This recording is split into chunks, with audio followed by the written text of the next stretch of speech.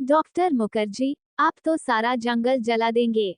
Miss would ने अपनी ऊंची एड़ी के सैंडल से जलती हुई दियासलाई को दबा डाला, जो डॉक्टर ने सिगार सुलगाकर चीड़ के पत्तों के ढेर पर फेंक दी थी। वे नाले से कुछ दूर हटकर चीड़ के दो पेड़ों से गुंथी हुई छाया के नीचे बैठे थे। उनके सामने एक छोटा सा रास्ता नीचे पहाड़ी गांव की ओर जाता था, जहां पहाड़ की गोद में शक्करपारों के खेत एक दूसरे के नीचे बिछे हुए थे। दोपहर के सन्नाटे में भेड़ बकरियों के गलों में बंधी हुई घंटियों का स्वर हवा में बहता हुआ सुनाई दे जाता था। घास पर लेटे लेटे डॉक्टर सिगार पीते रहे। जंगल की आग कभी देखी है, मिस वुड? एक अलमस्त नशे की तरह धीरे धीरे फैलती जाती है। आपने कभी देखी है डॉक्टर? मिस वुड ने पूछा। मुझे तो बड़ा डर लगता है। बहुत साल पहले शहरों को जलते हुए देखा था। डॉक्टर लेटे हुए आकाश की ओर ताक रहे थे। एक एक मकान ताश के पत्तों की तरह गिरता जाता। दुर्भाग्यवश ऐसे अवसर देखने में बहुत कम आते हैं। आपने कहाँ देखा, डॉक्टर? लड़ाई के दिनों में अपने शहर रंगून को जलते हुए देखा था। मिस वुड की आत्मा को ठेस लगी, किंतु फिर भी उनकी उत्सुकता शांत नहीं हुई। आपका घर, क्या वह भी जल गया था? डॉक्टर कुछ देर तक चुपचाप लेटा रहा। हम उसे खाली छोड़कर चले आए थे, मालूम नहीं बाद में क्या हुआ। अपने व्यक्तिगत जीवन के संबंध में कुछ भी कहने में डॉक्टर को कठिनाई महसूस होती है। डॉक्टर, क्या आप कभी वापस बर्मा जाने की बात नहीं सोचते? डॉक्टर ने अंगड़ाई ली और करवट बदलकर औंधे मुंह लेट गए। उनकी आंखें मुंद गईं और माथे पर बालों की लंटें झूल आईं। सोचने से क्या होता है मिस वुड? जब बर्मा में था, तब क्या कभी सोचा था कि यहाँ आकर उम्र काटनी होगी?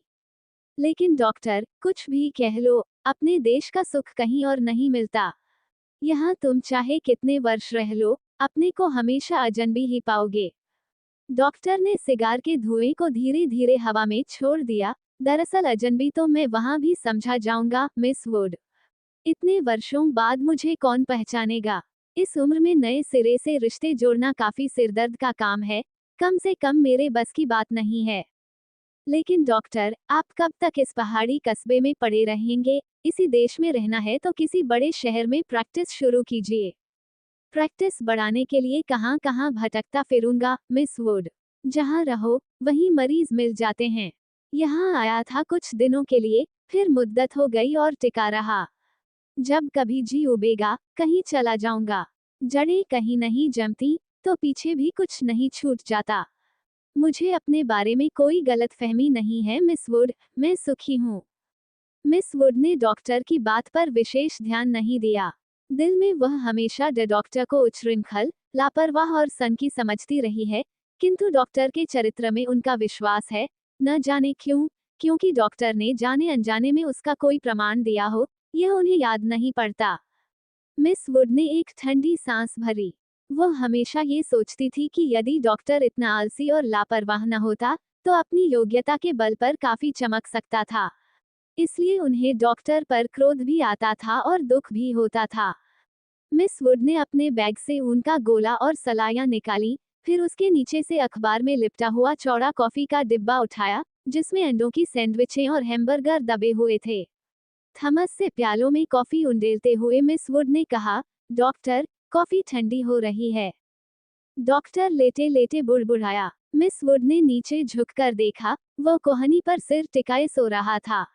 ऊपर का होंठ जरा सा फैलकर मुड़ गया था, मानो किसी से मजाक करने से पहले मुस्करा रहा हो। उसकी अंगुलियों में दबा हुआ सिगार नीचे झुका हुआ लटक रहा था।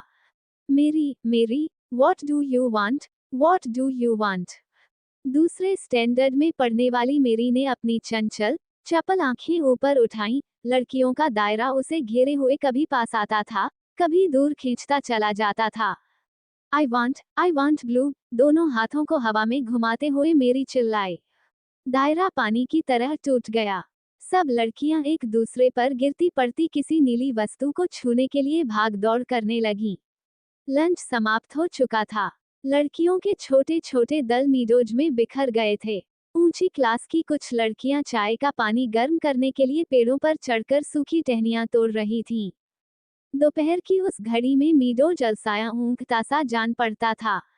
हवा का कोई भूला भटका झोंका, चीड़ के पत्ते खड़खड़ा उठते थे। कभी कोई पक्षी अपनी सुस्ती मिटाने झाड़ियों से उड़कर नाले के किनारे बैठ जाता था, पानी में सिर डुबोता था, फिर उबकर हवा में दो चार निरुद्देश्य चक्कर काटकर दोबारा झाड़ियों में दुबक जाता था। किंतु जंगल की खामोशी शायद कभी चुप नहीं रहती। गहरी नींद में डूबी सपनों सी कुछ आवाजें नीरवता के हल्के झीने पर्दे पर सलवटें बिछा जाती हैं, मूक लहरों सी हवा में तिरती हैं, मानो कोई दबे पांव झांककर अदृश्य संकेत कर जाता है, देखो मैं यहाँ हूँ। लतिका ने जूली के बॉब हेयर को सहलाते हुए कहा, तुम्हें कल रात बुलाया था। मैडम, मैं गई थी, आप अपने कमरे में नहीं थीं। लतिका को याद आया कि रात वो डॉक्टर के कमरे के टेरेस पर देर तक बैठी रही थी और भीतर ह्यूबर्ट पियानो पर शोपा का नॉक्टर्न बजा रहा था। जूली, तुमसे कुछ पूछना था। उसे लगा वो जूली की आंखों से अपने को बचा रही है। जूली ने अपना चेहरा ऊपर उठाया।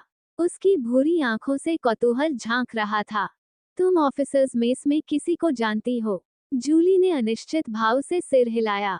लतिका कुछ देर तक जूली को अपलक घूरती रही। जूली, मुझे विश्वास है, तुम झूठ नहीं बोलोगी। कुछ क्षण पहले जूली की आंखों में जो कौतूहल था, वह भय से परिणत होने लगा। लतिका ने अपनी जैकेट की जेब से एक नीला लिफाफा निकालकर जूली की गोद में फेंक दिया। ये किसकी चिट्ठी है? जूली ने लिफाफा उठाने के लिए हाथ बढ़ाया, किंतु फिर एक क्षण के लिए उसका हाथ कांपकर ठिठक गया। लिफाफे पर उसका नाम और हॉस्टल का पता लिखा हुआ था। थैंक यू मैडम, मेरे भाई का पत्र है, वह झांसी में रहते हैं। जूली ने घबराहट में लिफाफे को अपने स्कर्ट की तहों में छिपा लिया। जूली, जरा मुझे लिफाफा दिखलाओ। लतिका का स्वर तीखा, कर्कश सा हो आया। जूली ने अनमने भाव से लतिका को पत्र दे दिया। तुम्हारे भाई झांसी में रहते हैं। जूली इस बार कुछ नहीं बोली। उसकी उद्भ्रांत उखड़ी सी आंखें लतिका को देखती रहीं। यह क्या है? जूली का चेहरा सफेद फक पड़ गया। लिफाफे पर कुमाऊं रेजिमेंटल सेंटर की मुहर उसकी ओर घूर रही थी। कौन है ये? लतिका ने पूछा। उसने पहले भी हॉस्टल में उड़ती हुई अफवाह सुनी थी कि जूली को क्लब में किसी मिलिट्री अफसर के संग देखा गया था, किंतु ऐसी अफवाहें अक्सर उड़ती रहती थीं, और उसने उन पर विश्वास नहीं किया था। जूली, तुम अभी बहुत छोटी हो। जूली के होंठ कांपे, उसकी आंखों में निरी याचना का भाव घेर आया। अच्छा अभी जाओ, तुमसे छुट्टियों के बाद बातें करूंगी। जूली ने ललचाई दृष्टि से लिफाफे को देखा, कुछ बोलने को उद्यत हुई, फिर बिना कुछ कहे चुपचाप वापस लौट गई। लतिका देर तक जूली को देखती रही, जब तक वह आंखों से ओझल नहीं हो गई। क्या मैं किसी खूंस्ट बुढ़िया से कम हूँ? अपने अभाव का बदला क्या मैं दूसरों से ले रही हूँ? शायद, कौन जाने, शायद जूली का ये प्रथम परिचय हो, उस अनुभूति से, जिसे कोई भी लड़की बड़े चाव से संजोकर, संभालकर अपने में छिपाई रहती है, एक अनिर्वचनीय सुख, जो पीड़ा ले है, पीड़ा और सुख को डुबोती हुई उमड़ते ज्वर की खुमारी, जो दोनों को अपने में समो लेती है, एक दर्द, जो आनंद से उपजा है और पीड़ा देता है। यही इसी देवदार के नीचे उसे भी यही लगा था, जब गिरीश ने पूछा था, तुम चुप क्यों हो? वह आंखें मूंदे सोच रही थी, सोच कहाँ रही थी, जी रही थी, उस क्षण को जो भय और विस्मय के बीच भिंचा था, बहकासा पागल क्षण। वह अभी पीछे मुड़ेगी तो गिरीश की नर्वस मुस्कुराहट दिखाई दे जाएगी। उस दिन से आज दोपहर तक का अतीत एक दुर्स्वप्न की मानिंद टूट जाएगा। वही देवदार है, जिस पर उसने अपने बालों के क्लिप से गिरीश का नाम लिखा था। पेड़ की छाल उतरती नहीं थी, क्लिप टूट टूट जाता था, तब गिरीश ने अपने नाम के नीचे उसका नाम लिखा था। जब कभी कोई अक्षर बिगड़कर ढेरा मेढ़ा हो जाता था, तब वह हंसती थी, और गिरीश का कांपता हाथ और भी कांप जाता था।